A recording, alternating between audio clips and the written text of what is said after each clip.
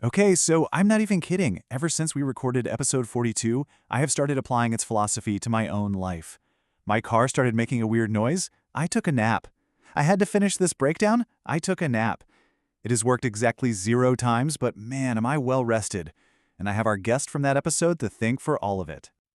So welcome everybody to the breakdown of what I am confident is the single most reality-breaking, professionally questionable, and frankly, genius episode we have ever put together. Felix nearly had an aneurysm, our sound engineer actually fell asleep at his console, and we all walked out of the studio fundamentally questioning the point of being, well, awake. And this right here. This is the quote that started it all. Our guest mumbled this almost the second the microphones went hot, and it perfectly captures the beautiful insanity of Ambassador Snooze McWideawake's entire worldview. It's basically saying our whole hustle culture is just a panic attack that learned how to dress itself. Okay, so let's set the scene a little. Our guest was Ambassador Snooze, a diplomat from a place where everything, I'm talking trade deals, legal battles, peace treaties, all of it, is done while they are completely, 100% fast asleep. And you have to get this. For them, being conscious isn't normal. It's a medical emergency.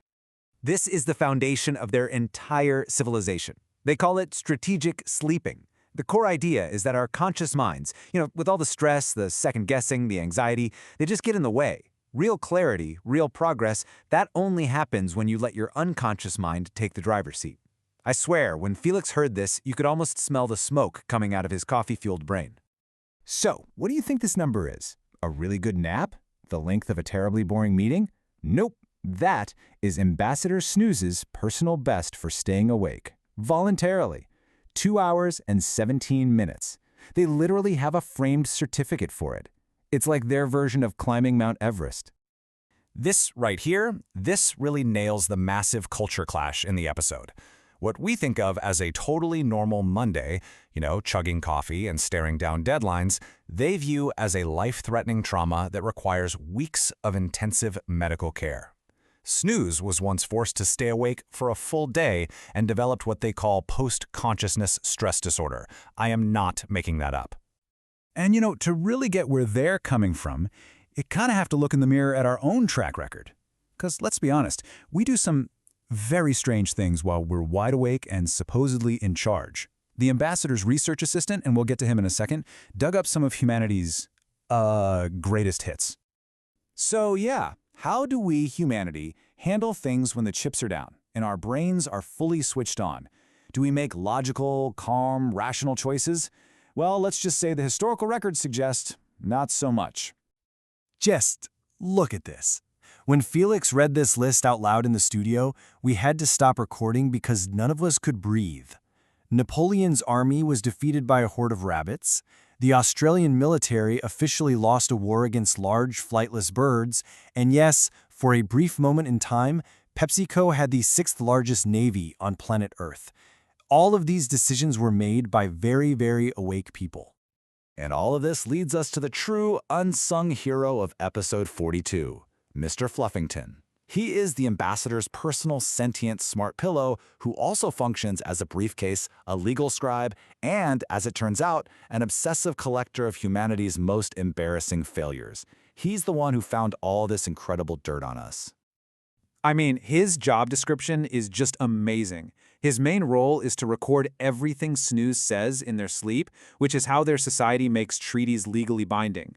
But his real passion, his hobby, is scrolling through our history books to find stuff like the Great Emu War. He's part lawyer, part best friend, and part professional troll. Which brings us to the absolute high point of the entire episode. We went into this knowing that caffeine is basically a controlled substance for Snooze's people, so of course Felix spent the whole interview trying to politely ask what would happen if they drank it. The real story was so much more chaotic than we could have ever dreamed.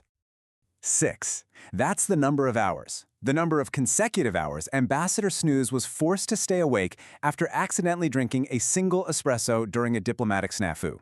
Now remember, their world record is just over 2 hours. So for them, this was a full-scale DEFON 1 nuclear-level catastrophe. In this is the glorious result. This is a direct quote from Mr. Fluffington's audio log of the incident.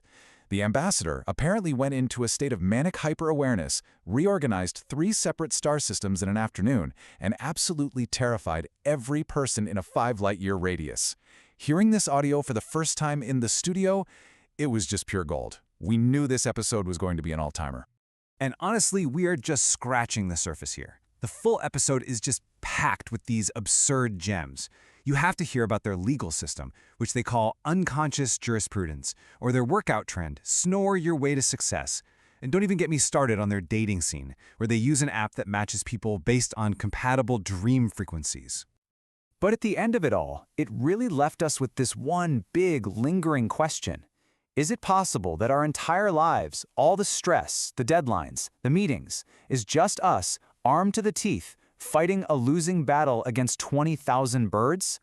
It's a hilarious thought, but also kind of terrifyingly accurate, isn't it?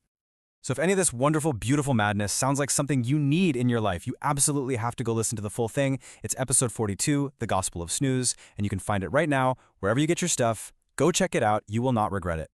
And hey, if you've already listened, we desperately want to know what your favorite moment was. Was it the Pepsi Navy? Mr. Fluffington's secret life as a historian? Let us know with the hashtag WACT42. And please, help us settle a debate in the studio. Who really won the Emu War? My money is on the emus, all day long.